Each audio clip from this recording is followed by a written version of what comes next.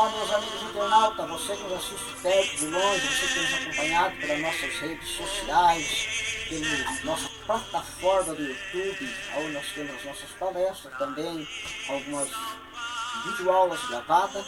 E nós estamos retornando aqui nessa oportunidade para trazer aos senhores mais uma lição da nossa gloriosa escola dominical, onde nós temos o nosso manual de estudo na mão, onde se trata da justiça divina, a preparação do povo de Deus para os últimos dias, conforme o livro de Ezequiel. Nós estaremos tratando nesta oportunidade o assunto bastante palpitante, um assunto bastante maravilhoso. Enquanto isso, você está vendo ali nosso slide, seja bem-vindo, nosso currículo, e o título da lição de hoje, que é Contra os Falsos Profetas. Hoje nós vamos estar abordando esse assunto, um assunto tão, poderia dizer, até atual, nos dias em que nós estamos vivendo, né? Porque profecia hoje virou quase que uma profissão. Então nós vamos estarmos abordando isso, conversando um pouco sobre este assunto, sobre o que é ser um profeta falso e o que é ser um profeta verdadeiro, um profeta vindo diretamente de Deus para falar aos nossos corações. Nós temos aí o texto bíblico que se encontra no livro de Ezequiel, capítulo 13, versículos de 1 a 10. Você que tem uma Bíblia aí na sua casa, pode abri-la e ler, devido ao nosso espaço-tempo, a gente não vai, vamos dispensar a leitura dessa lição. Meus amados, nós temos também aí as partes-chave da lição, que é o nosso texto áureo, onde diz: e também houve entre vós falsos profetas, como entre vós haverá também falsos doutores, que introduzindo encobertamente heresias de perdição, e negarão o Senhor que os resgatou, trazendo sobre si mesmo repentina perdição. Quando a gente fala em doutores, precisamos aqui ter um certo cuidado, porque nem todos aqueles que se dizem doutores em teologia, na verdade, são doutores. Às vezes as pessoas são mais mercenários da teologia do que verdadeiros doutores.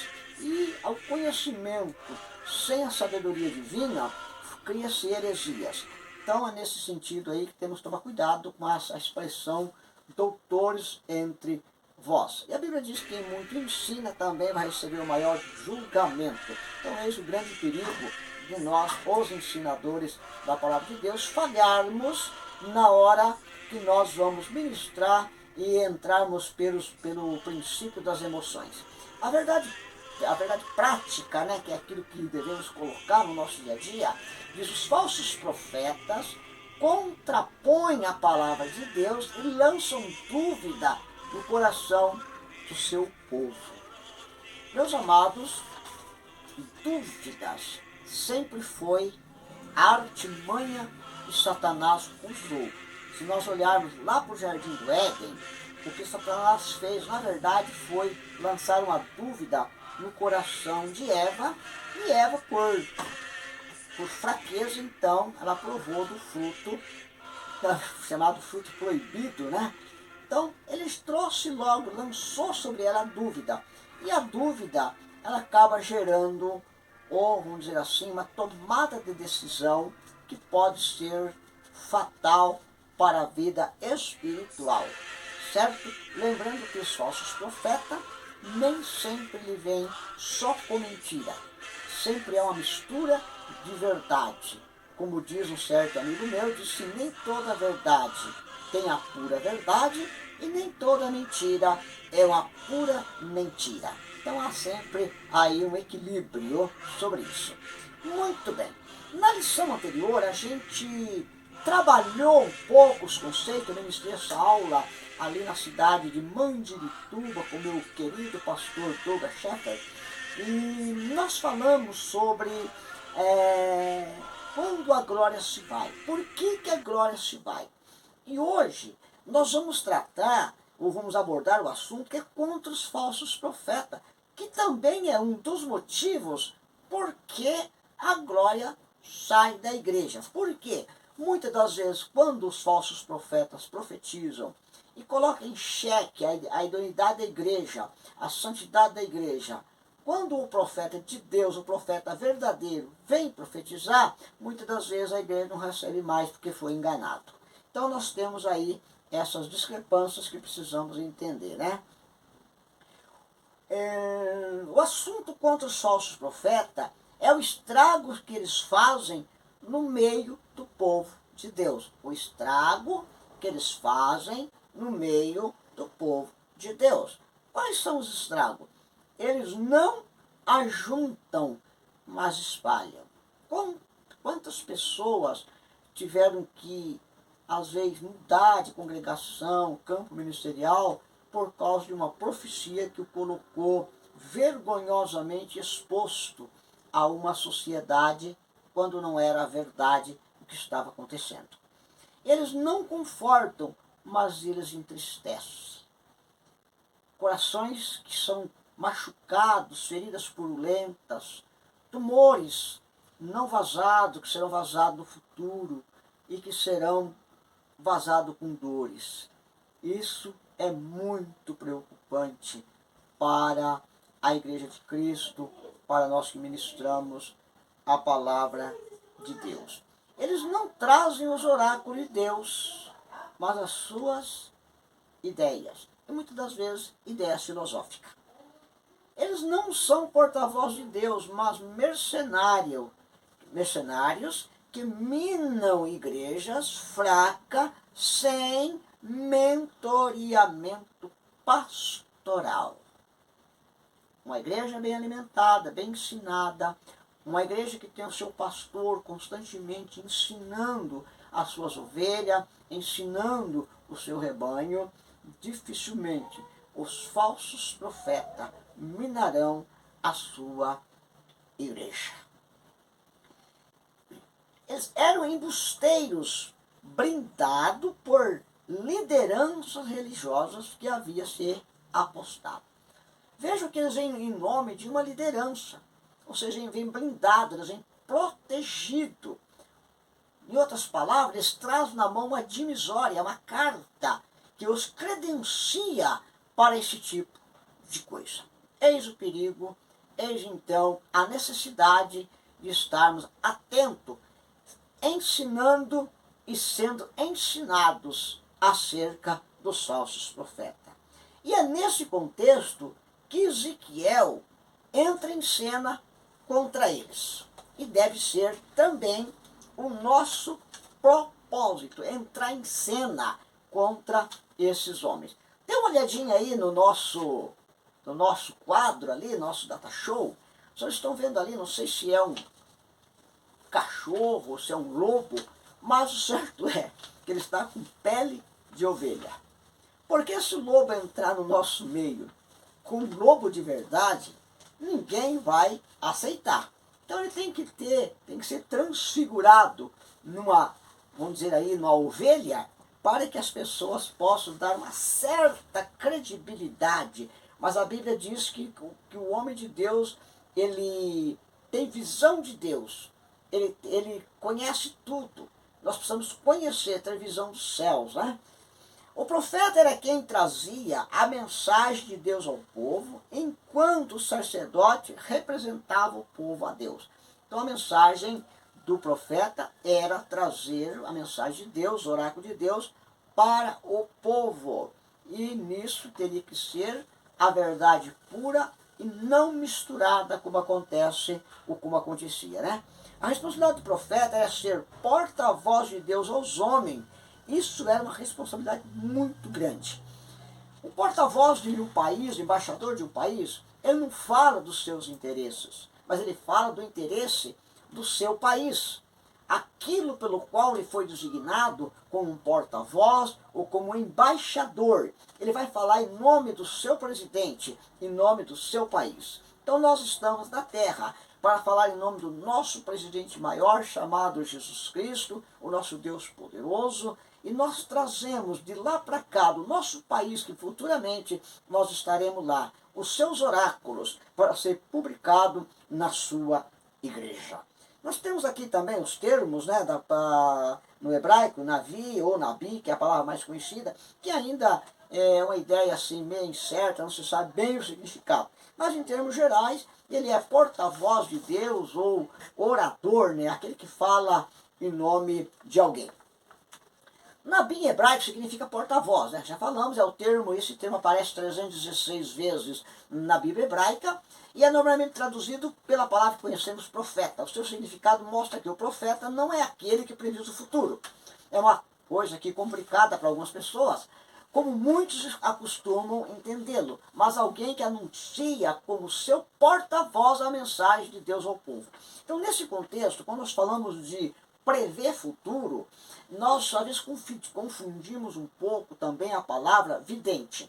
A palavra vidente, no nosso contexto cultural, falaríamos alguém que prevê o futuro, aquele que lê cartomante, hidromante, tarôs e assim por diante. Hoje são esse tipo de vidente. Mas no Antigo Testamento, o profeta também era um vidente. Mas não aquele que falava de evidências como predições futuras, mas aquele que dizia ou alertava através da mensagem de Deus aquilo que poderia acontecer. Nós temos aí o caso da cidade de Nínive, nós temos, por exemplo, o vale de Ezequiel, o vale de Osso Seco, que Ezequiel profetiza, nós temos também a casa do oleiro, e assim sucessivamente nós vamos vendo os profetas de Deus sendo anunciados, os profetas de Deus anunciando acontecimentos que eram os oráculos de Deus e não previsão de futuro, como muitas pessoas talvez acreditam ou se confunde através disso. Outros termos para designar profeta, nós temos aí a palavra mensageiro, embaixador, homem de Deus, servo do Senhor. Em termos gerais, conforme a palavra grega, profetes, né, como aquele que prevê o futuro, que é impossível por meios humanos ou naturais. Foi o que nós explicamos, não é prever um sentido de prever futuro, mas com o sentido de anunciar e prever a igreja, prevenir a igreja. Né? Porque muitas profecias, talvez, como uma previsão de futuro, ela pode não acontecer, porque há arrependimento, há quebrantamento, e Deus então retira o seu juízo. Nós temos aqui esse texto bíblico de 1 Samuel, capítulo 9, versículo 16, aonde nós temos quando Saul ele vai buscar uma jumenta e chegando lá ele recebe a unção de profeta. E Deus então mostra, Deus não prevê futuro, mas Deus mostra para Samuel quando ele diz: amanhã a esta hora te enviarei um homem da terra de Benjamim, o qual ungirás por capitão sobre o meu povo de Israel.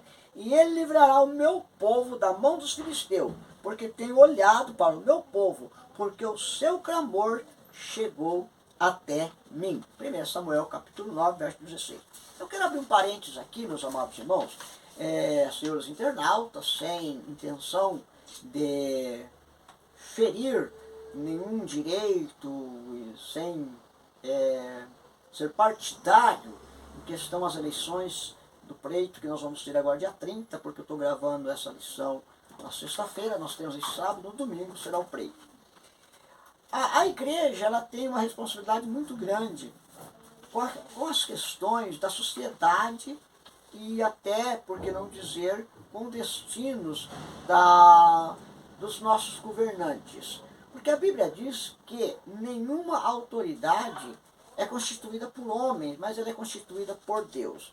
E quando eu cheguei a esse ponto aqui, eu parei um pouco e olhei, que diz assim, ele livrará o meu povo da mão dos filisteus, porque tenho olhado para o meu povo, porque o seu clamor chegou até mim.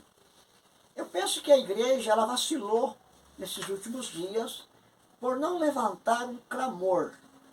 O clamor que a igreja fez foi muito pouco para o tamanho da circunstância que possivelmente nós teremos que enfrentar a partir de 1º de janeiro de 2023, caso não seja o que a igreja está esperando. Então, a preocupação nossa, no momento, deveria ser um clamor a nível nacional, convenções federais, ou seja, convenção nacional, convenções estaduais, igrejas, membros do menor até o maior escalão, sei que existe escalão dentro da hierarquia eclesiástica, deveríamos ter feito um clamor.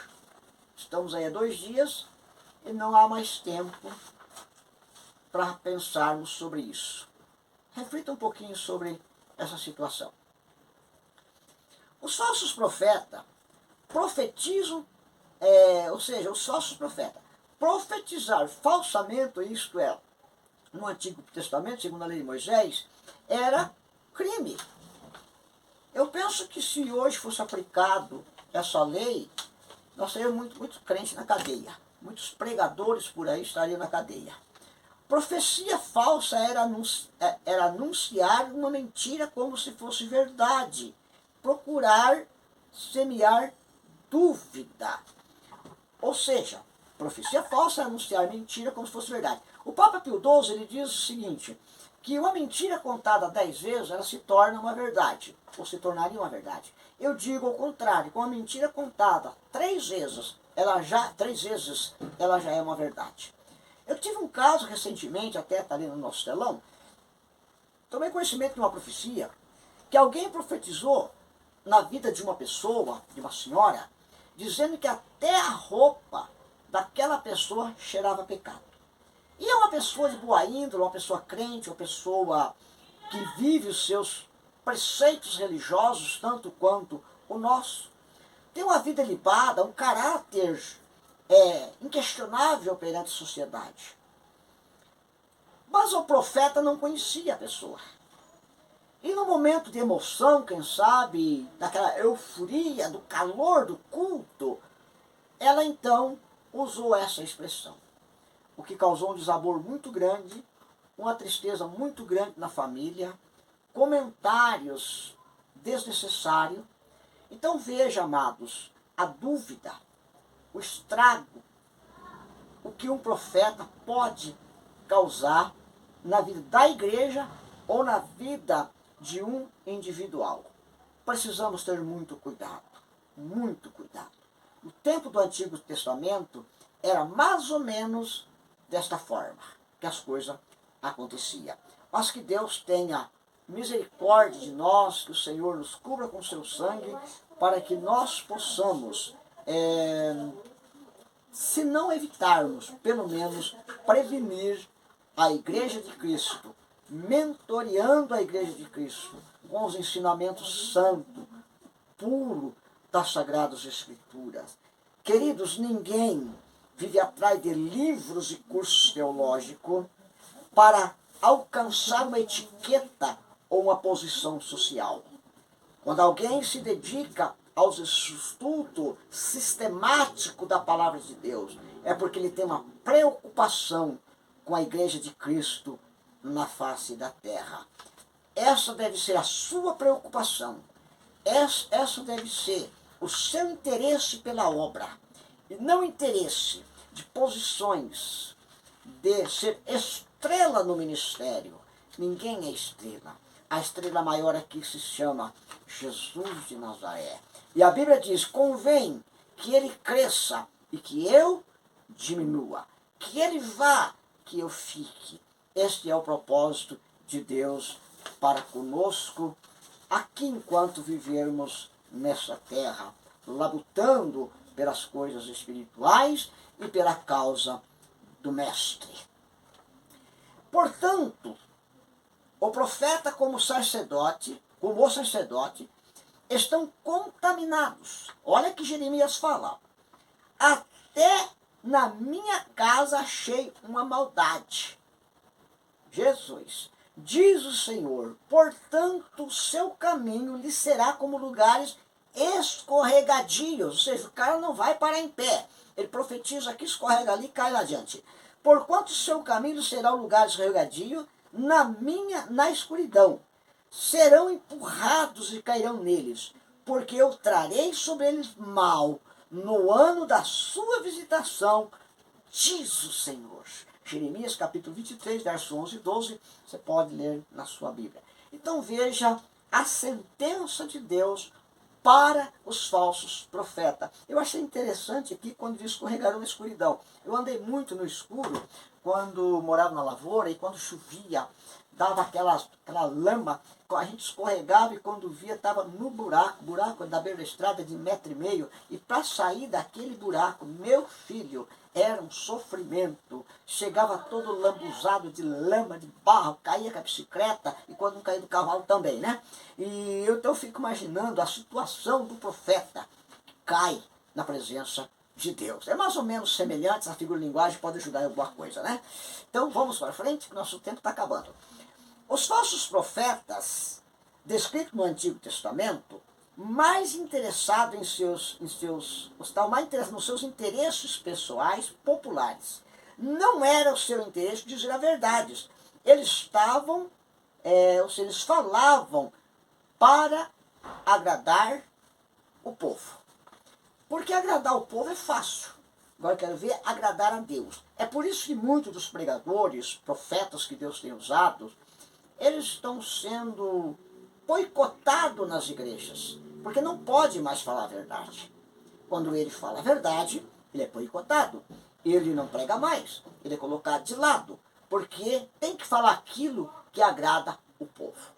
Eu recentemente ouvi uma palavra, quando alguém foi convidado para pregar em determinada congregação, e isso verídico, eu posso até, como se diz, de uma certa forma, ser testemunha ocular disso, quando alguém disse que prega uma mensagem light, porque a nossa igreja não é acostumado, tipo assim, com carne gordurosa, mas a gordura do Espírito Santo tem que estar na igreja, o óleo do Espírito Santo tem que estar na igreja. Caso contrário, a igreja se torna ressequida, seca, sem vida espiritual. O óleo que unta, o óleo que lubrifica a máquina, pode ser o mesmo óleo que desce do céu para lubrificar essa máquina espiritual chamado eu e você. Nós temos ali, os falsos profetas são sedutores. Tem a figura de um cidadão seduzindo, né? Os profetas de Israel, que profetizam acerca de Jerusalém, veem para elas visão de paz, não havendo paz, diz o Senhor. Porque ninguém profetiza maldição é bem recebido. Então tem que profetizar paz para ser bem recebido. Esses eram os interesses dos profetas, dos falsos profetas da nação de Israel. Eles são chamados de louco. Tem um erro de escrito ali, né? Eles são chamados de louco. No hebraico, Nabal. Nós temos a história de Nabal, quem conhece, vê lá o que Nabal aprontou, né? Insensato, todos. Eles seguem seus próprios caminhos. Ezequiel os chama de raposas do deserto. Lá o texto bíblico de Ezequiel 13:3-4 diz assim diz o Senhor, ai dos profetas loucos que seguem o seu próprio espírito e que nada viram. Os seus profetas, ó Israel, são como raposas no deserto. E aí vem a pergunta, por que raposa no deserto? Vamos tentar ver isso? Esses falsos profetas são representados como as raposas que tendo, eu vou colocar a figurinha do lado ali, né? Esses falsos profetas são representados como as raposas que tendo recebido a sua presa com grande sutileza, correm para o deserto para esconder a si mesmo e a elas. Perigosíssimo. Assim os falsos profetas, quando o evento não corresponde à sua previsão, saem do caminho para que não ficassem sobrecarregados com a censura e a indignação do povo. Dá uma olhadinha ali o que o bicho está fazendo. Catou sua prenda, correu para o deserto, vai se esconder, porque se não cumprir a profecia, eles estão isentos de responsabilidade, estão escondidos no deserto. Veja como a Bíblia Sagrada é um arsenal de beleza, é um arsenal de como é que fala, gente, assim, de brilhosidade para nós, usando a figura de um animal, a esperteza de um animal, para comparar o falso profeta a esse animal, que o Senhor nos guarde, nos sendo raposa, né? Quem sabe que tem algumas raposas por aí, Está na hora então de nós botarmos em cativeiro, cativeiro dos céus. Profecias que se cumprem e não se cumprem. Poxa, está contradizendo o negócio aqui, mas vamos lá. Qualquer profecia que se cumpre, mas não glorifica a Deus, não é verdade. Então é a profecia que se cumpre e não se cumpre.